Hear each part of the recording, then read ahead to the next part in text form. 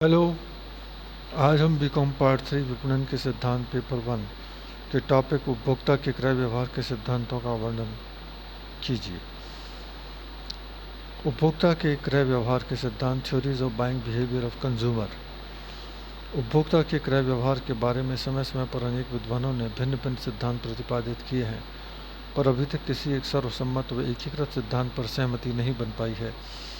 अर्थशास्त्रियों ने उत्पादन संबंधी समस्याओं का समाधान ही किया, पर उपभोग की समस्याओं को उपेक्षित कर दिया, क्योंकि वो ये मानते थे कि प्रत्येक क्रेता विवेकशील होता है, उसे बाजार की सभी दशाओं का ज्ञान होता है और जब भी वह क्रय करता है तो अपने विवेक का प्रयोग करता है। यदि वह ऐसा नहीं करता है तो ये पता लगाना मनोवैज्ञानिकों का काम है, लेकिन अब यह अवधारणा सही नहीं मानी जाती है।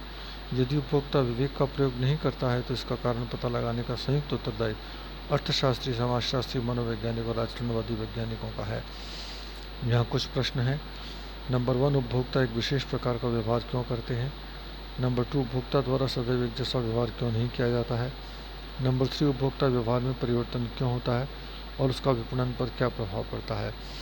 यहाँ हम कुछ व्यावहारिक सिद्धांतों, विषयों और परिस्थितियों का उल्लेख कर रहे हैं जिनसे उपरोक्त सभी प्रश्नों का संतोषजनक उत्तर मिल सके। नंबर 1, स्वाभाविक बनाम सीखी हुई प्रेरणाएं, इनहेरेंट वर्सेस लर्न इंस्टिंक्ट्स। मनुष्य में कुछ प्रेरणाएं स्वाभाविक रूप से मौजूद रहती हैं, जैसे खाना खाने की, पानी पीने की, आराम करने की, समाज में प्रतिष्ठा प्राप्त करने की। इन प्रेरणाओं की पूर्ति के लिए 3 अवस्थाओं से गुजरना होता है। नंबर 1, इन प्रेरणाओं के कारण इच्छा या आवश्यकता प्रतीत होना। नंबर 2, इन आवश्यकताओं की पूर्ति हेतु प्रयास करना। नंबर 3, इसकी पूर्ति कर लक्ष्य प्राप्त करना व संतुष्टि प्राप्त करना। जैसे कार सामाजिक प्रतिष्ठा का प्रतीक है, व्यक्ति इस प्रेरणा से को पहले तो इच्छा या आवश्यकता में बदलेगा, फिर उसकी पूर्ति के लिए आवश्यक धन जुटाएगा या ऋण लेगा, फिर कार क्रय करने के लिए नियोजन कर कार क्रय कर लक्ष्य प्राप्त कर लेगा। इस तरह मानव की जरूरत उसको क्रय करने के लिए प्रेरित करती है। प्रारंभ में यह अवधारणा थी कि क्रेता का व्यवहार उसकी प्रवृत्तियों पर आधारित है, जो सभी में समान रूप से पाई जाती हैं। शोध से पता चला है कि समान प्रवृत्तियां होते हुए भी व्यक्ति एक सा व्यवहार नहीं करते। एक ही वस्तु, ब्रांड, चिन्ह के संबंध में व्यक्ति अलग अलग व्यवहार करते हैं। हम ये भूल रहे हैं कि व्यक्ति सदैव सीखता है, अतः सीखने की प्रवृत्ति उसके व्यवहार में अंतर पैदा कर देती है। इस प्रकार स्पष्ट है कि मानव का क्रय व्यवहार प्रवृत्तियों की अपेक्षा सीखी हुई प्रेरणाओं से ज़्यादा प्रभावित होता है। जैसे जब एक बच्चा जन्म लेता है तो उसे कोई बोध नहीं होता, और जब उसे भूख लगती है तो वह रोता है, तब उसे दूध पिलाया जाता है। लेकिन ये क्रिया बार बार होती है तो बच्चे को ये ज्ञान हो जाता है कि रोने पर दूध मिलता है, तो रोने का व्यवहार सीखा हुआ व्यवहार है। जब बच्चा बड़ा होता है तो ज्ञान उसको प्रभावित करता है, वह वैसा ही उसका व्यवहार हो जाता है। जैसे जैन धर्म का ज्ञान अहिंसा परम धर्म बताता है, यदि किसी पर इसका प्रभाव पड़ता है तो वह जैन धर्म का अनुयायी बन जाएगा। फिर मांस, मछली, अंडा, शराब की सेवन वो हरगिज नहीं करेगा। इस प्रकार का ज्ञान होने से उसके क्रय व्यवहार में अंतर आ जाएगा। अतः विपणनकर्ताओं को प्रवृत्तियों की बजाय सीखी हुई प्रेरणाओं पर ध्यान देना चाहिए, तदनुसार विपणन कार्यक्रम बनाना चाहिए। भावनात्मक और विवेकपूर्ण प्रेरणा, इमोशनल वर्सेस रैशनल। भावनात्मक प्रेरणाओं से प्रेरित होकर किसी वस्तु को क्रय करने में समय नहीं लगता, क्योंकि वह गुण दोषों पर विचार नहीं कर पाता, जिसमें भूख, प्यास, सुरक्षा, व्यक्तिगत सुख सुविधा, प्रतिष्ठा, गौरव और शादी की इच्छा आदि शामिल है। जब निर्माता विज्ञापन करता है तो वह क्रेताओं की भावनात्मक प्रेरणाओं को जागृत करने का प्रयास करता है।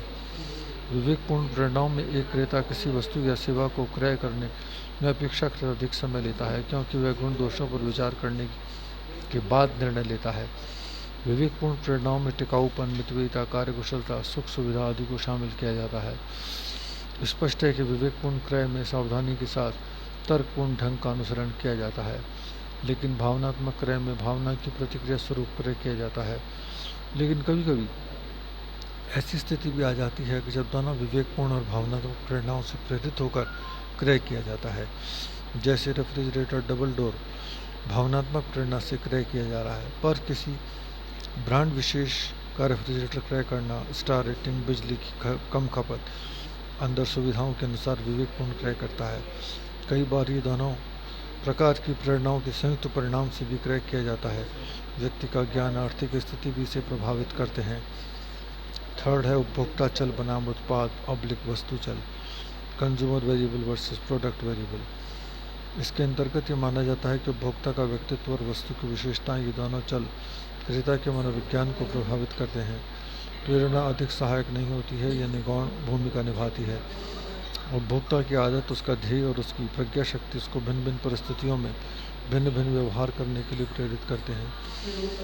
एक व्यक्ति भूख लेने पर भोजन के लिए प्रेरित होता है, पर वह भूख को शांत करने के लिए क्या खाएगा, चावल खाएगा, फल खाएगा या दूध पिएगा, ये सभी प्रेरणा से संबंधित नहीं है। उपभोक्ता की क्रय प्रेरणाएं अनेक होती हैं, पर वे स्थायी नहीं होती। परिणाम स्वरूप उपभोक्ता का क्रय व्यवहार परिवर्तित होता है। हालांकि अल्पकाल में तो परिवर्तन नहीं होता है, पर दीर्घकाल में अवश्य ही परिवर्तन होता है। उपभोक्ता के क्रय व्यवहार में परिवर्तन आय, आशाएं, साख, सुरक्षा, सम्मान, प्रेम, सौंदर्य, वस्तु छवि, ब्रांड छवि और सरकारी नीति आदि बहुत से कारणों से होता है। इसके अतिरिक्त उपभोक्ता के क्रय व्यवहार में परिवर्तन विज्ञापन पर भी प्रभाव डालता है।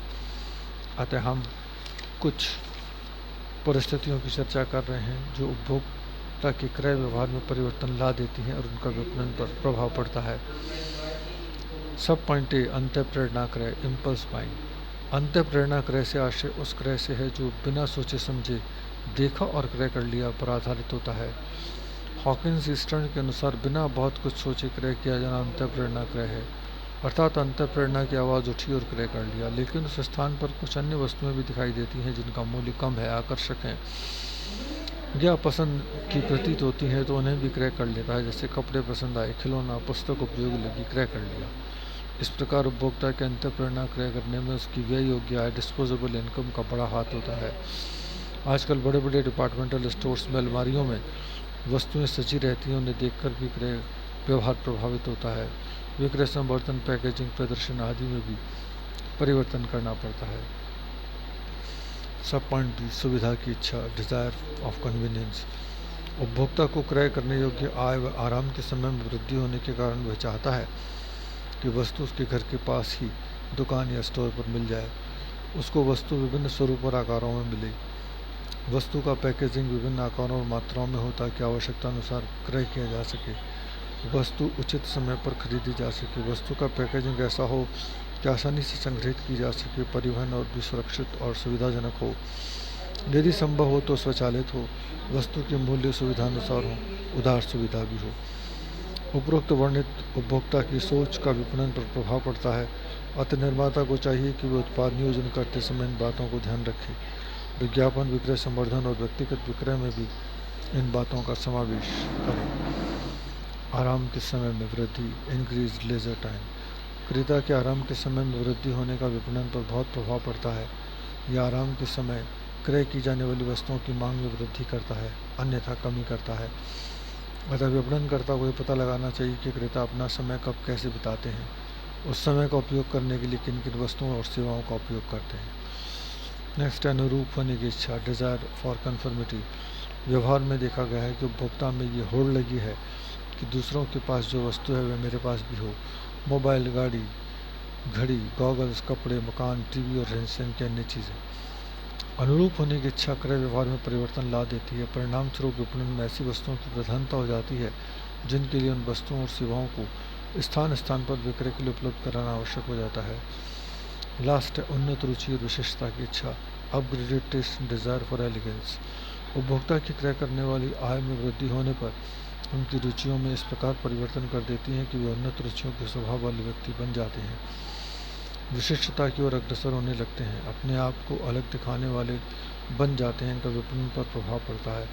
अतः विपणनकर्ताओं को चाहिए कि वह उसके अनुसार उच्च श्रेणी की वस्तुओं के उत्पादन पर ध्यान दें, उच्च श्रेणी का नियोजन करें और उपभोक्ता अनुसंधान करें। धन्यवाद। डॉक्टर अनिल कुमार माथुर से, आचार्य, व्यावसायिक प्रशासन विभाग, श्री गोविंद सिंह गुर्जर राजकीय महाविद्यालय, नसीराबाद।